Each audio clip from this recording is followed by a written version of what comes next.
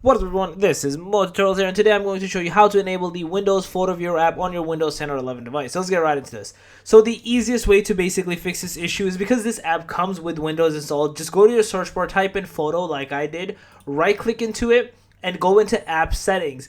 In here, you're going to basically do a few things. First, you're going to repair this app to make sure basically everything is good to go. Try this and see if this fixes it for you. If not, the next thing to do is basically reset it. This might delete everything from the app's perspective, but not the photos itself, but like maybe the information behind it. So like any cache or something. But that should be overall fine because once you do this, you should be good to go, and your your Photos app on your Windows device should start to work. You can also try to terminate it and turn the app back on. It's possible that it's running on the background, hence why it's not really performing properly. So you can try that as well. You can technically uninstall it and then re-download it again, either from the Microsoft Store or just directly from Google. But yeah, that's basically it. If you guys like the video, please thumbs up. Down the channel, make sure to subscribe, click that notification bell. Now that Motutorials out. Peace.